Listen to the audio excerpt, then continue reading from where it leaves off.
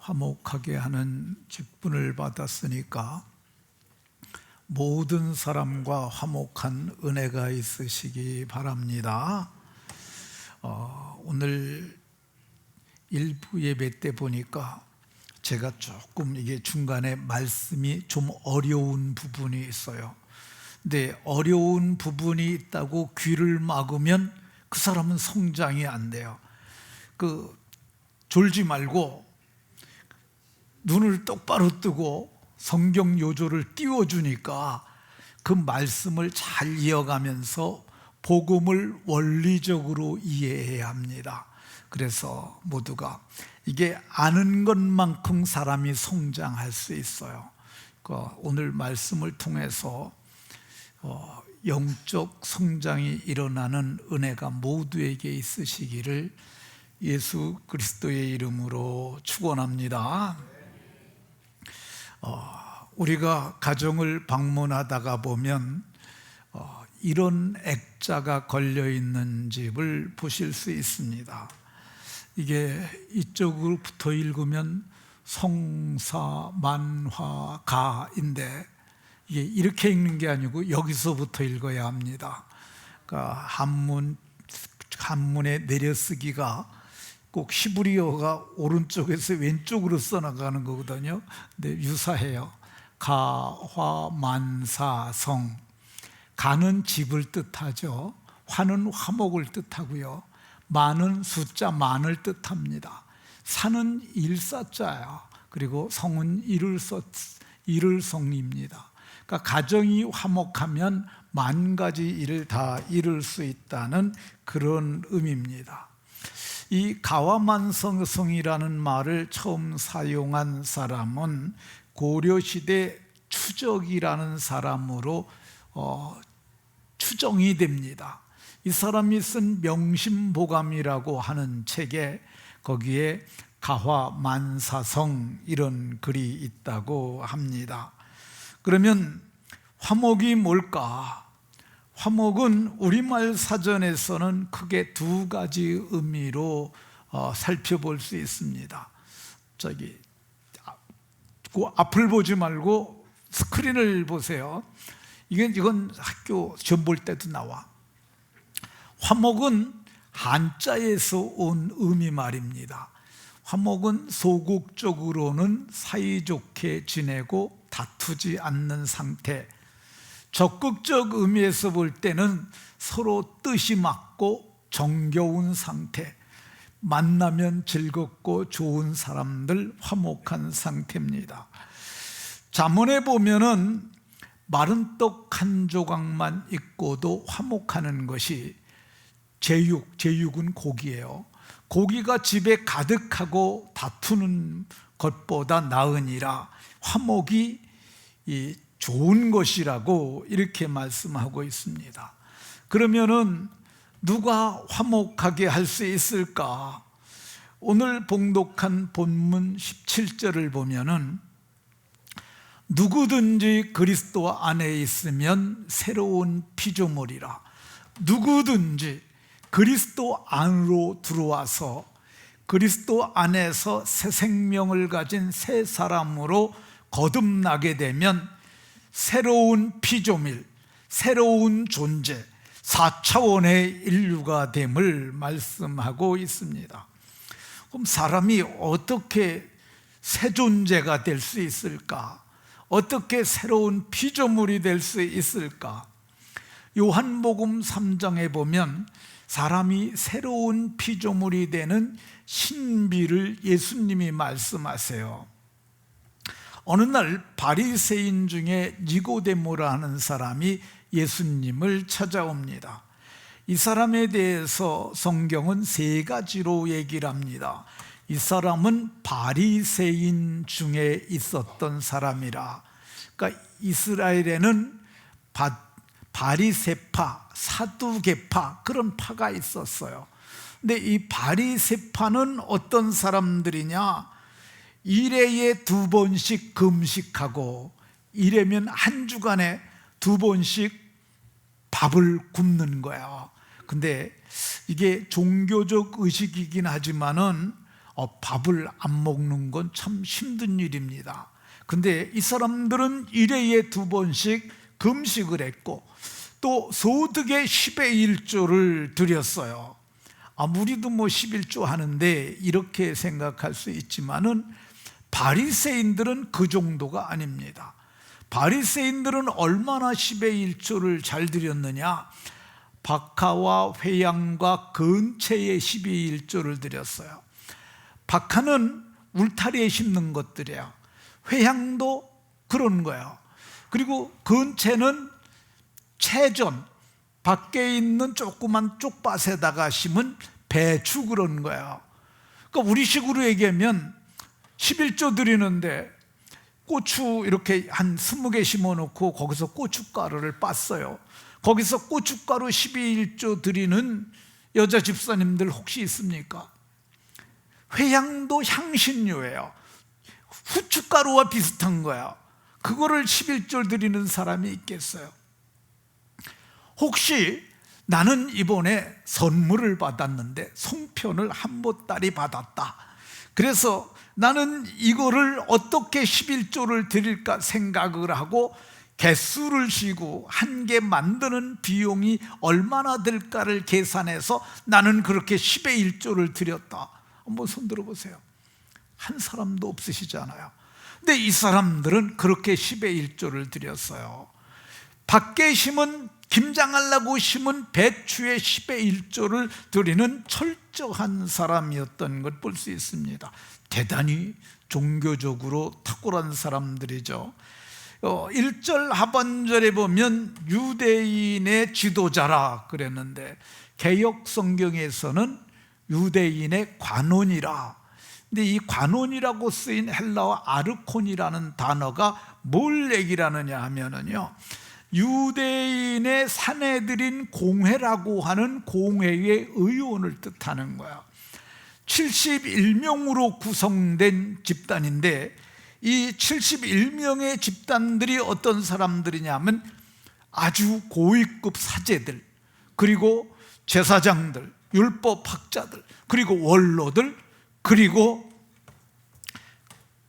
랍비들, 그 가운데서 선출해서 71명을 구성하는데 이 사내들인 공회 의원이 되면은요, 그러니까 재판을 할 수 있는 권한도 주어진다고 그럽니다. 그러니까 대단한 사람들입니다. 이 사람은 어떤 사람이느냐? 사내들인 공회의 의원이었을 뿐만 아니라 10절에 보면 예수님이 너는 이스라엘의 선생으로 선생이었다고 얘기를 해요. 그러니까 우리는 선생하면 초등학교 선생도 중학교 선생도 고등학교 선생도 다 선생이라고 그러잖아요. 근데 여기서 얘기하는 유대인의 선생 랍비라고 하는 이 말은 이 어떤 사람들이 랍비가 되느냐 하면요, 율법 학자단에 들어가는 사람들이에요. 그러니까 이게 대단한 거죠. 이 사람들은 랍비가 되는 서품식을 했다고 그러는데 랍비 학교에서 정규 교육을 이수하고 그리고 시험을 봐서 통과하면은 이 서품을 받는 거야. 근데 몇 살부터 랍비가 될 수 있느냐? 40살부터 랍비가 될 수 있었다고 그러니까 이 사람은 대단한 사람이었던 것을 볼 수가 있습니다. 근데 그 대단한 랍비 니고데모가 예수님을 찾아왔어요. 밤중에 찾아왔어요. 왜 밤중에 찾아왔을까? 그것은 이렇게 대단한 사람이 예수님을 찾아가는 것에 대해서 부담감을 느꼈을 것이라고도 보는 분들이 있습니다. 쉬운 말로 쪽팔려서 밤중에 갔다, 이렇게 이해할 수도 있습니다. 근데 그가 예수님을 찾아와서 이렇게 말했습니다. 하나님이 함께 하시지 아니하시면 당신이 행하시는 이 표적들은 아무도 행할 수 없습니다. 이 표적으로 봐서 당신은 하나님이 보내신 분이 맞습니다. 그러면 예수님이 거기에 답변을 해야 되는데 예수님께서는 답변하지 아니하시고 그가 궁금해하는 것에 대해서 바로 말씀하십니다. 진실로 진실로 내게 이르노니 이 진실로 진실로라는 말은 헬라말로 아멘 아멘이라는 뜻이에요. 이 말이 뭐냐면은 이게 진짜라는 거야. 예수님이 강조를 해서 2번이나 말씀하세요. 그러니까 이거는 진짜예요. 사람이 거듭나지 아니하면 하나님 나라를 볼 수 없느니라, 이렇게 말을 합니다. 거듭이라는 말은 한 번 더 다시 태어난다는 말이에요. 제가 시골에서 목회할 때 새마을 지도자나 이장이 그럽니다. 오늘 풀 베는 날입니다. 모두 다 8시까지 꼭 오시기 바랍니다. 거듭 말씀드립니다. 풀 베는 날이니까 꼭 회관으로 8시까지 오세요. 이렇게 얘기를 해요. 거듭이라는 말은 한 번 더 태어난다는 거야. 이 말을 들은 니고데모가 사람이 늙어가지고 어떻게 다시 태어날 수가 있습니까? 엄마 뱃속에 2번째 모태에 들어갔다 날 수가 있겠습니까? 그러니까 이 니고데모이지만은 영적 출생이라는 개념 자체가 없었던 거야. 그래서 이 몸을 가지고 엄마 뱃속에 다시 들어갔다 다시 나옵니까? 그러니까 예수님이 육으로 난 것은 육이고 영으로 난 것은 영이니 이 육체는 육체로 한 번 나면 되는 것이고 영으로 난 것은 영이니 네가 영적으로 다시 태어난다는 말을 놀랍게 여기지 말라. 내가 거듭나야겠다는 말을 놀랍게 여기지 말라. 그러면서 이렇게 태어난 사람은 바람과 같다고 8절에서 말씀합니다. 바람이 불어오면은 어디서 불어오는지 아는 분이 있습니까? 그건 몰라요. 바람이 어디서부터 시작되는. 그러나 바람이 부는 건 알 수 있어요? 없어요? 알 수 있죠. 잎새가 흔들리는 걸 보면 아, 바람이 동쪽에서 서쪽으로 부는구나, 이렇게 아는 것처럼 성령으로 거듭난 사람들은 증거가 있어요. 성령을 쫓아 행하고 성령의 열매를 맺게 되는 겁니다. 오늘 예수님께서는 사람이 거듭나야 하는 것을 말씀하는데, 거듭난 사람이 바로 어떤 사람들이냐? 이 사람들이 새로운 피조물입니다. 이 사람이 거듭난다는 것은 어떤 것을 얘기를 하느냐? 이 겉사람이 아니라 속사람이 영적인 출생을 하는 것이에요. 이 사람이 거듭난다는 것은 육체는 아버지의 씨, 그래서 우리가 아버지가 김씨면 김씨를 물려봤잖아요. 그게 이거로 태어나는 거예요. 근데 너희가 거듭난 것은, 베드로 사도는 너희가 거듭난 것은 썩어질 씨로 된 것, 이건 육신의 씨가 아니라는 거야. 썩지 아니할 씨로 된 것인데, 이 씨가 뭐냐? 살아있고 항상 있는 영원하신 하나님의 말씀으로 된 것이라고 이렇게 말씀합니다. 사람이 말씀으로 거듭났다는 말은 하나님으로 났다는 말이에요. 왜 그러냐면 말씀은 곧 하나님이시니라. 말씀은 하나님이시니라. 말씀이 곧 하나님이니까 말씀으로 거듭났다는 얘기는 하나님으로 났다는 말입니다. 이 말씀으로 거듭난 사람들은 그 속에 하나님의 씨가 거하며 하나님의 씨가 있다고 얘기를 합니다. 씨가 뭐예요? 종자죠, 종자. 봄에 되면 씨 뿌리잖아요. 배추 씨 뿌리면 배추가 나고, 무씨를 뿌리면 무가 나고, 콩씨를 뿌리면 콩이 나는 거예요. 근데 우리에게 하나님의 씨가 뿌려졌고 그 씨로 말미암아 우리가 출생을 한 거야. 그래서 우리가 하나님의 씨로 거듭났기 때문에 우리를 하나님의 자녀라고 그러고, 자식이 아버지를 닮잖아요.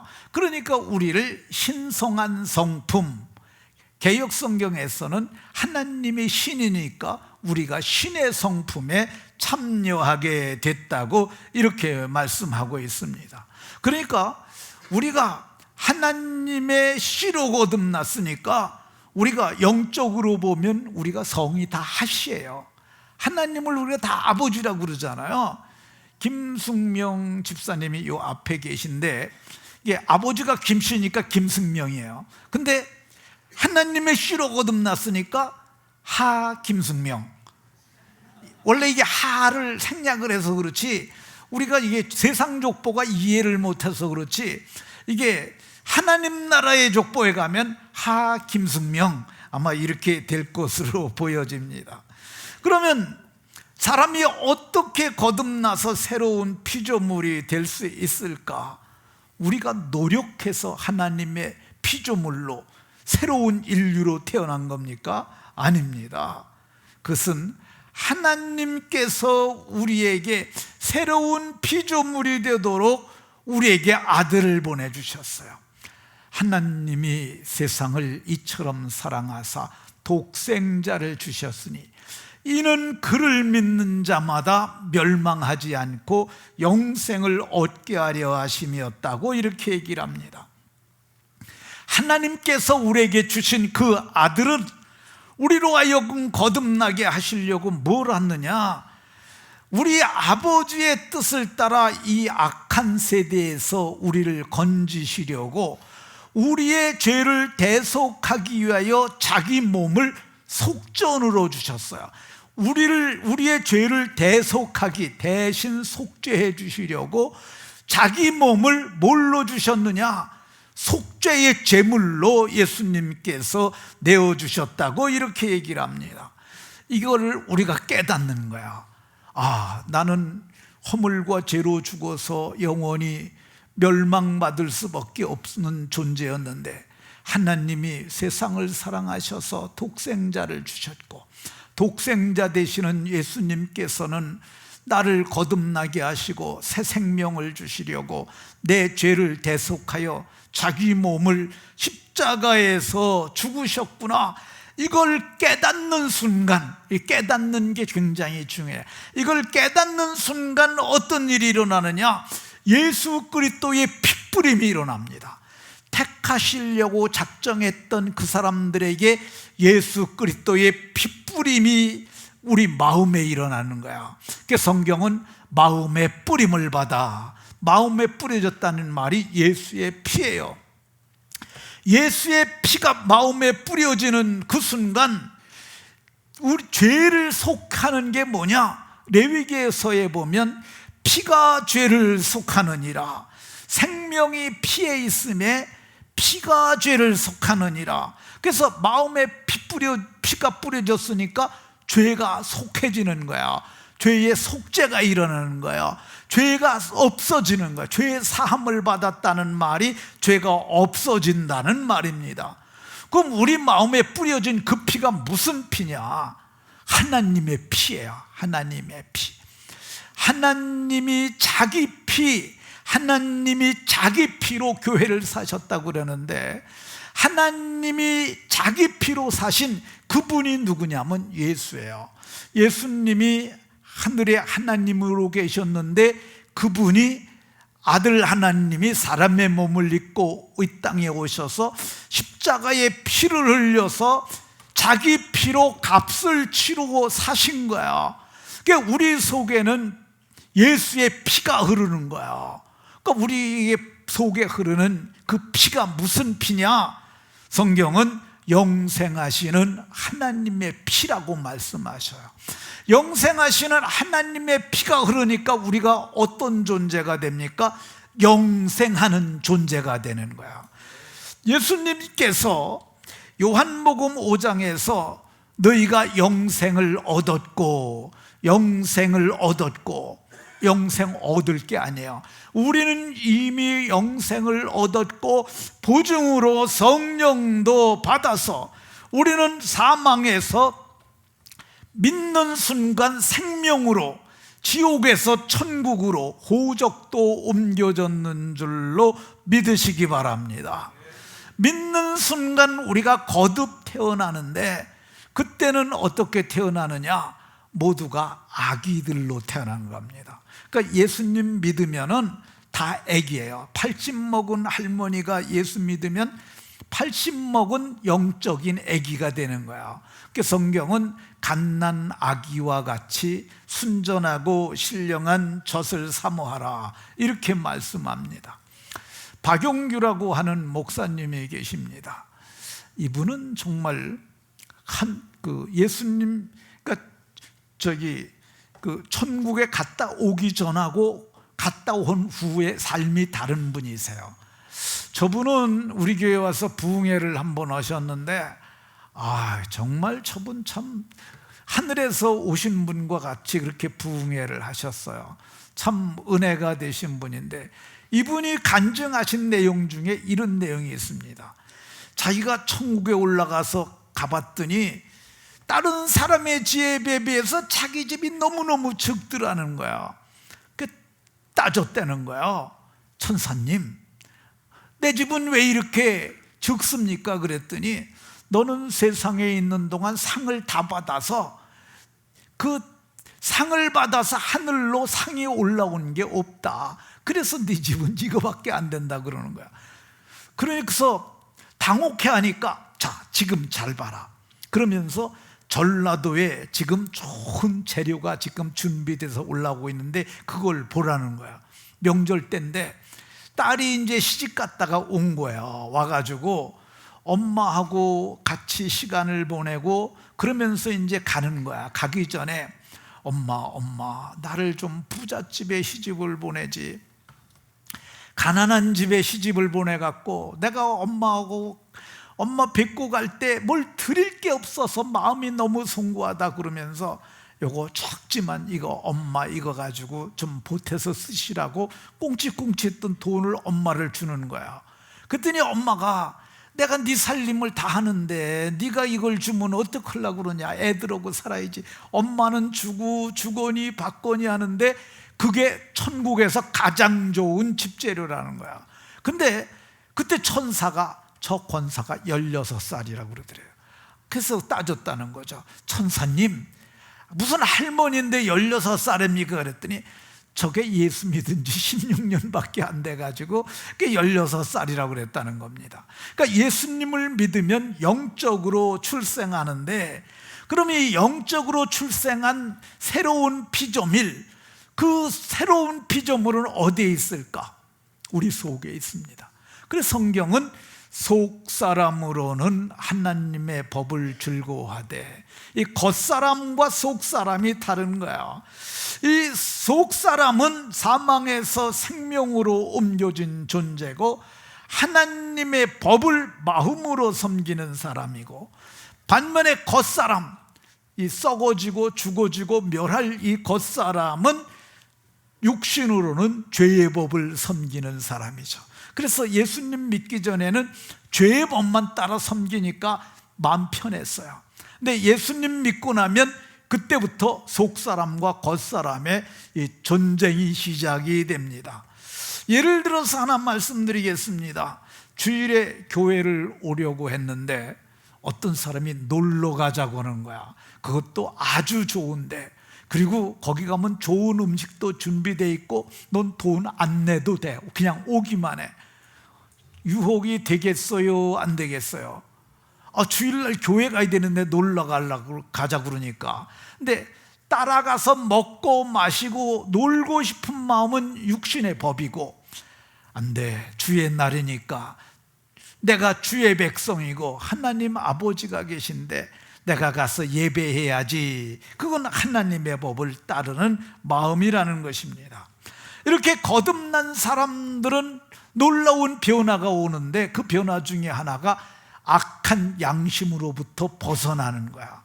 예수의 피가 마음에 뿌려지는 순간 마귀가 양심을 붙잡고 역사했는데 마귀는 죄를 붙잡고 역사하는 거야.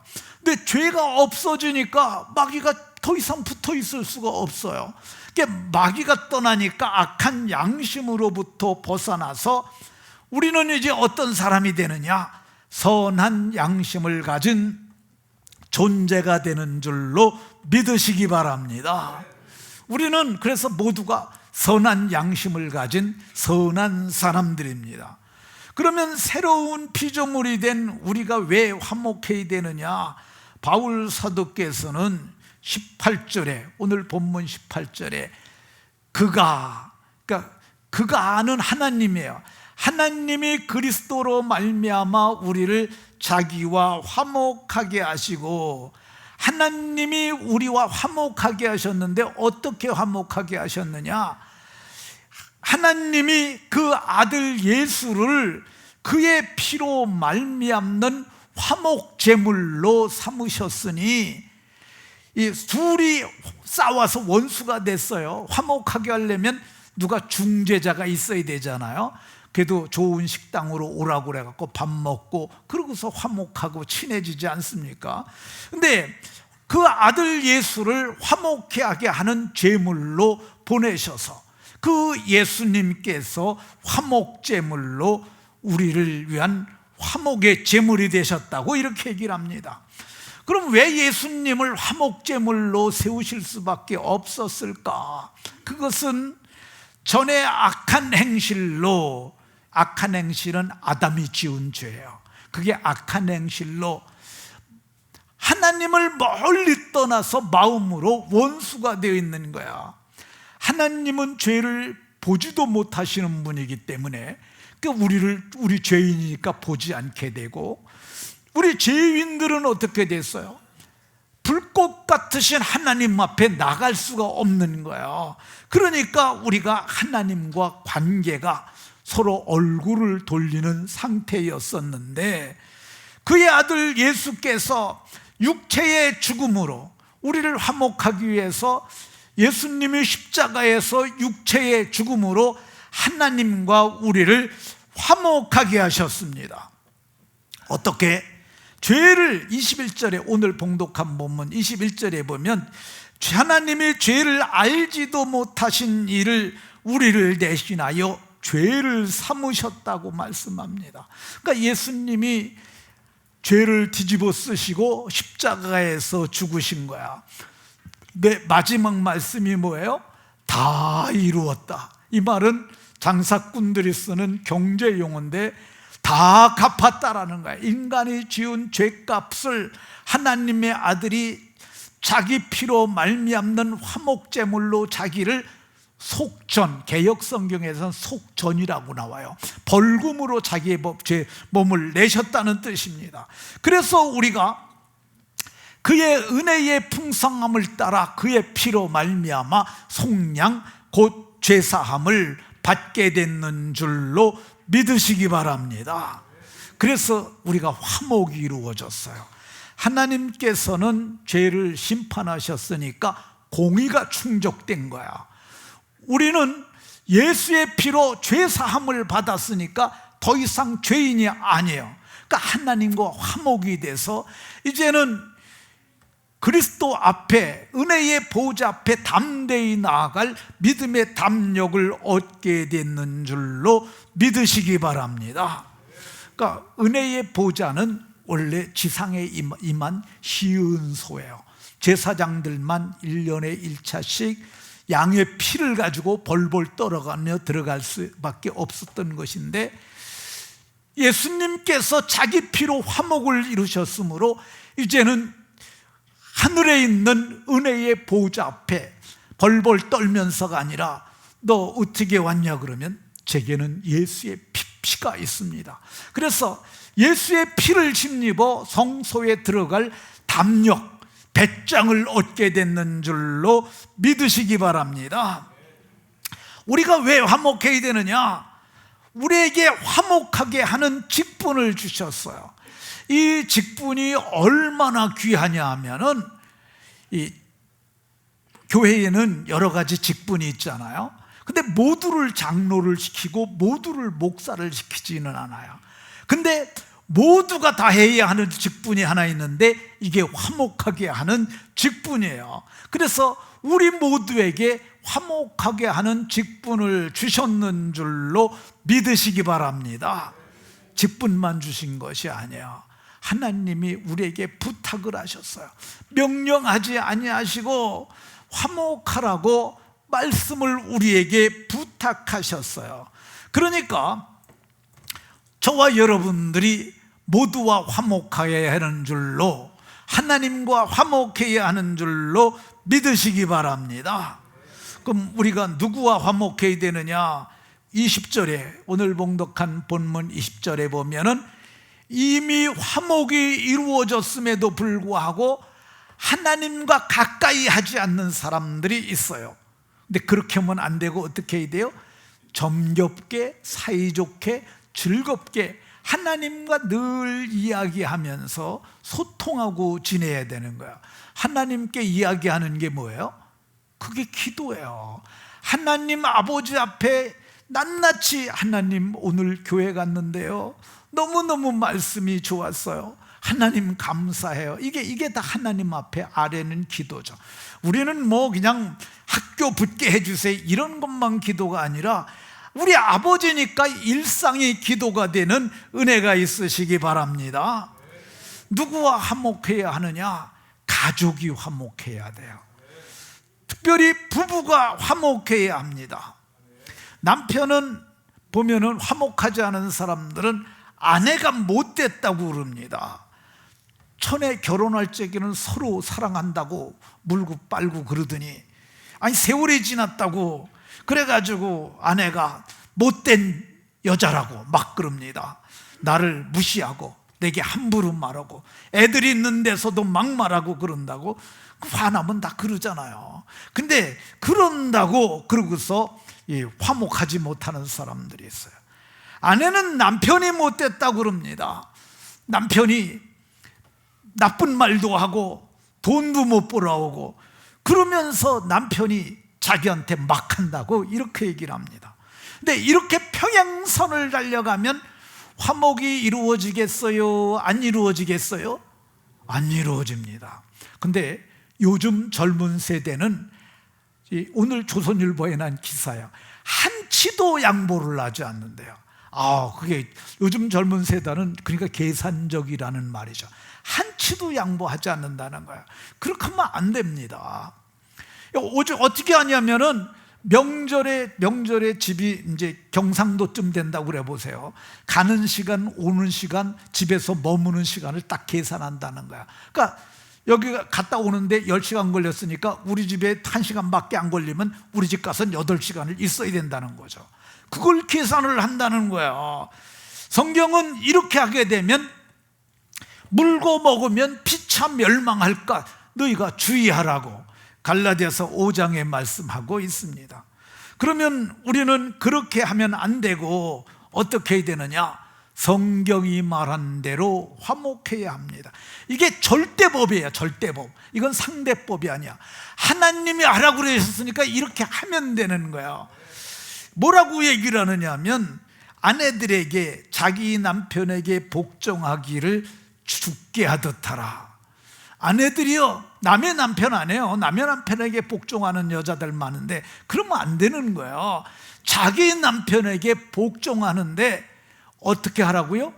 주님께 하듯 하라. 이 남편이 몸의 구주라고도 표현을 해요. 그러니까 남편을 주님이라고 생각하면서 주님 대하듯 하라는 거예요. 이거 안 하면 가족 화목합니다. 남편이 아무리 못됐다더라요, 아내가 남편에게 복종을 하고요, 순종보다 더 강한 게 복종이에요. 근데 남편의 말에 무조건 따르고, 그리고 남편을 주님 대하듯 한다고 하면은 그 가정이 어떻게 화목하지 않을 수가 있겠어요? 남편도 사람인데, 지도 인간인데 아내가 복종하고 자기를 주님처럼 섬겨주는데 남편이 막 하겠어요? 절대 그렇지 않을 겁니다. 제가 이 말을 하는 것은, 이건 한 목사가 여자들에게 이게 힘들게 하려는 거다 이렇게 오해하지 마시기를 바랍니다. 성경에 이러한 유사대구가 많은데 제가 빨리빨리 읽겠습니다. 아내들도 범사에 자기 남편에게 복종하라. 아내들이라 남편에게 복종하라. 이는 주 안에서 마땅하니라. 또 아내들아 자기 남편에게 순종하라. 하나님께 소망을 두었던 거룩한 부녀들도 이와 같이 자기 남편에게 순종함으로 단장했다고 얘기를 합니다. 그러니까 여자들이 이런 말을 할 수 있어요. 그러면 왜 나한테만 이렇게 무거운 짐을 주어주느냐? 왜 나만 복종해야 하고 나만 남편을 주님처럼 대해야 하느냐? 그거는 말씀을 먼저 깨달은 자기 때문에 그렇습니다. 먼저 믿은 자기 때문에 그렇습니다. 그러니까 하나님은 지옥에 갈 사람은 숫자로 치지도 않으세요. 근데 나는 이미 하나님의 자녀가 됐잖아요. 이 하나님의 자녀의 크기가 천사들보다 큽니다. 내가 이렇게 큰 자가 됐으니까 남편이 몰라서 그러는 거니까 용서하는 겁니다. 그리고 큰 자가 먼저 말씀을 따르는 겁니다. 그러니까 하나님이 우리를 먼저 믿은 자들을 맏아들처럼 생각하니까, 그러니까 그렇게 해야 하는 것이 마땅한 줄로 믿으시기 바랍니다.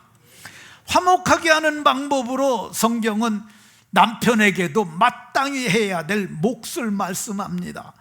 남편이 아내를 사랑하려면 화목한 가정이 된다고 얘기를 합니다. 근데 남편이 아내를 사랑한다고 그러니까 이거를 쉽게 생각하는 사람들이 있어요. 그 사랑하는 게 쉽지 않느냐? 아닙니다.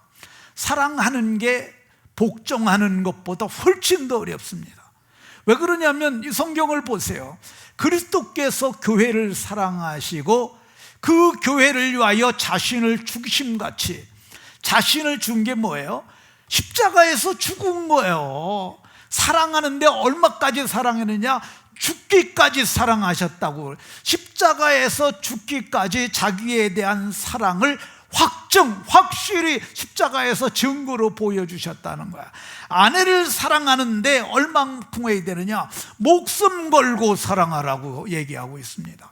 남편들은 이 말씀을 마음판에 두어야 됩니다. 사랑하라 그러니까 많은 사람들이 성적인 사랑이나 뭐 그런 사랑으로, 세상의 사랑으로 오해를 하는 사람들이 있어요. 고린도전서 13장으로 가야 합니다. 사랑은 오래 참고, 아내에 대해서 오래 참는 거야. 못마땅해도 오래 참는 거, 그게 사랑이에요. 사랑은 온유한 거야. 아내에게 화를 버럭버럭 내는 사람들은 그건 뭐예요? 난 너를 사랑하지 않아, 이거죠. 화내면 안 되는 거야. 사랑하면 성내지 아니하고 온유하고 겸손하고 무례히 행치 아니하고. 아내에게 막말하면 그거 사랑하는 거야, 안 하는 거야? 왜 대답들은 안 하셔? 남자들만 한번 대답하십시오. 아내에게 막말하면 사랑하는 겁니까, 안 하는 겁니까? 안 하는 겁니다. 여자들이 크게 하세요. 다시 여자들이 아내에게 막말을 하면 사랑하는 겁니까, 안 하는 겁니까? 그러니까 남편들 각성을 해야 합니다. 저도 옛날에는 조금 목소리가 크게도 했는데 요즘은 늙어서 그런 것도 있겠지만 요즘에는 제가 아내에게 좀채로 화를 내지 않습니다. 왜 그러냐면은 평생을 같이 한 사람이잖아요. 어려운 일, 다 힘든 일, 굳은 일 다 겪어내고 애들 잘 돌보고 잘 양육하느라고 얼마나 애썼습니까? 그리고 하나님의 교회도 돌보는데 그 뭐 화를 내면서 해요. 그래서 성경은 그렇게 목숨 걸고 생명을 걸고 아내를 사랑하라고 이렇게 말씀합니다. 오늘 본문에만 그런 게 아니에요. 에베소 5장 28절에도 자기 아내를 사랑하는 자는 자기를 사랑하는 자니라. 남편들아 아내를 사랑하며, 또 베드로전서 3장 7절에도 지식을 따라 동거하며, 아내는 연약한 그릇, 깨지기 쉬운 그릇이니까 막말하면 아내의 마음이 깨져요. 여성들의 마음이 깨지는 게 뭐냐면 상처받는 거야. 그러니까 생명의 은혜를 함께 이어받을 자로 알아. 어떻게 여기라고요? 아내를 귀하게 여기라고 이렇게 말씀하고 있습니다. 그러니까 성경은 아내를 사랑하라고 얘기를 하고 있습니다. 아내가 믿지 아니하면 너무너무 사랑을 많이 해줘가지고 아내가 감복하고 죽게 돌아오도록 그렇게까지 사랑하는 겁니다. 제 신학교 동기 중에 김모모 전도사가 있었어요. 근데 이분은 아주 힘든 병을 앓고 있었어요. 그 병이 뭐냐면 어떤 때는 멀쩡해요. 근데 갑자기 염증이 생기잖아요. 그게 허리에도 날 수 있고 배에도 날 수 있고 얼굴에도 날 수 있어요. 그러면 이만큼 보여. 그리고선 그게 터지고 나면은 여기가 움푹 패요. 그러니까 온 전신이 그런 상태예요. 그러니까 얼마나 몸이 흉측해요.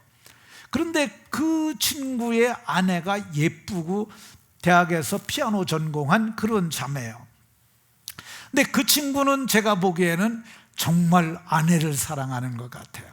아내를 대할 때 얼굴이 달라지고요, 목소리가 달라지고요, 그리고 말이 유순하게 말하고요, 그리고 아내가 말하면 무엇이든지 다 들어줍니다. 그러니까 그 아내가 그의 사랑으로 말미암아서 그 가정이 아름답고 행복한 것을 보았습니다. 그러니까 우리가 이 부부가 사랑하고 화목하면 애들은 다 화목해지는 거야. 누구와 화목하여야 하느냐? 데살로니가전서 5장 13절에 보면 그들의 역사로, 그들은 교육자들로 보면 됩니다. 사랑 안에서 가장 귀히 여기며 너희끼리 화목하라. 교회와 교역자와 성도들이 화목해야 합니다. 무슨 문제든지 서로 화목해서 다 풀어야 해요. 우리 교회에 성도님들과 화목한 목사가 하나 있는데, 저보다 성호용 목사가 더 화목하게 어른 성도님들에게도 참 잘해요.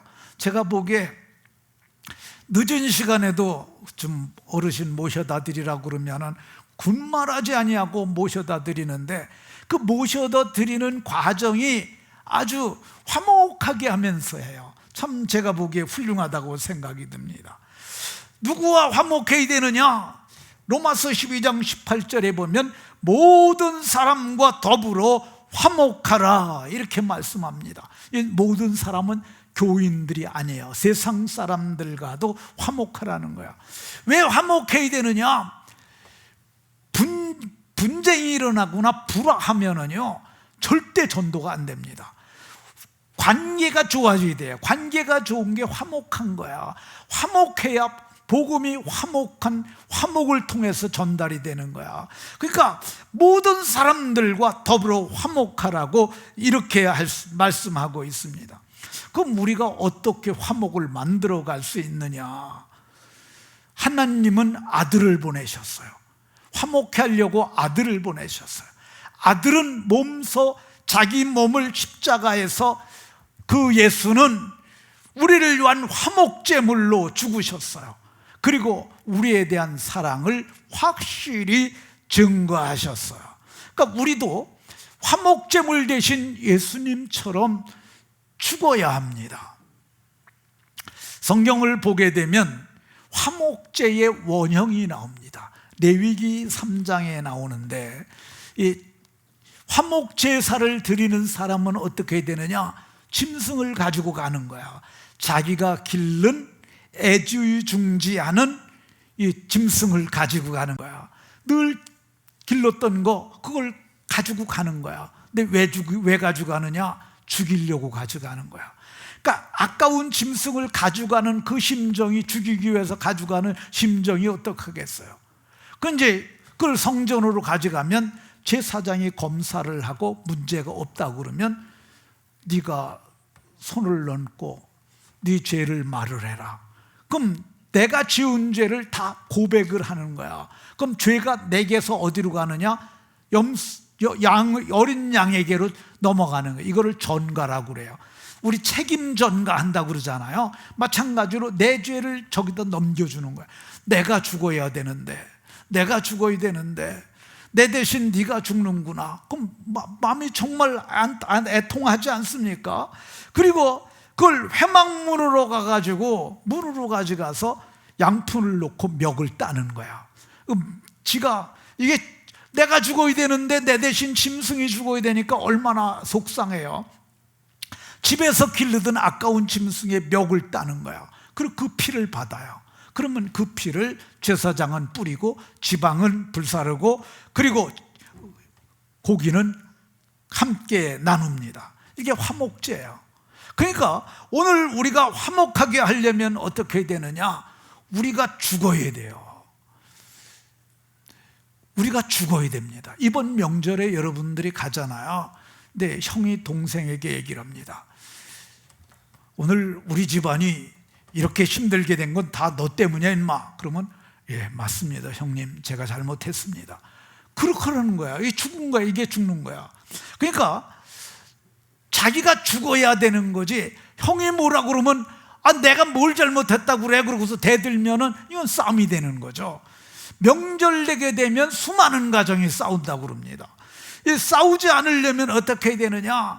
내가 죽으면 되는 거야. 이번 명절에 가시면서 나는 화목제물로 간다. 이 반쯤 죽은 마음으로 가는 거야. 그 어린 양을 가지고 갈 때 그 마음이 반쯤 죽은 마음이거든요. 그리고 완전히 죽어서 그 제물이 되게 된 것처럼 내가 죽어서 화목을 이루는 거죠. 이번 명절에 여러분들은 가서 전쟁 치르는 용사로 가서 싸우다 그렇게 오지 마시고 반쯤 죽어가지고 화목제물로 죽어서 돌아오는 은혜가 있으시기 바랍니다. 화목해 하는 자들에게 주어지는 복이 있는데 18절에 우리가 화목해 하는 직분을 이루는 복이 있고요, 또 이렇게 화목하는 자들을 성경은 오늘 본문에서 그리스도를 대신한 사신 대사가 됐음을 얘기를 하고 있고요, 또 이렇게 화목해 하는 사람을 통해서 복음이 건너갑니다. 근데 마지막으로 다 이제 떠나갈 때 마지막으로 형제들에게 복음을 나눠주시면 좋겠다 하는 생각이 듭니다. 제가 이제 오늘 이제 저녁쯤 돼 갖고 고을 목자들에게 구원 없는 복음을 보낼 거거든요. 구원 없는 복음을 받은 고을 목자는 동네 목자에게, 동네 목자는 목장 목자에게, 목장 목자들은 목원들에게 보내주면 그걸 가지고 갖고 엄마가 안 믿으면 지옥 가잖아요. 엄마 안 믿으면 지옥 가잖아요. 그러니까 다 가기 기다려 갖고 엄마, 내가 엄마한테 할 말이 있어서 남았어. 엄마가 예수 믿어야 천국 갈 것 같으니까 오늘 엄마 나하고 같이 예수님 믿는 거에 대해서 좀 배우자. 그러면 내가 뭘 어떻게 하면 되니? 그럼 여러분들이 유튜브가 텔레비 큰 게 있으면 그걸 틀어놓고 구원 얻는 복음을 듣는 거야. 그리고 옆에서 도와줘야 돼. 자, 엄마 눈 감아.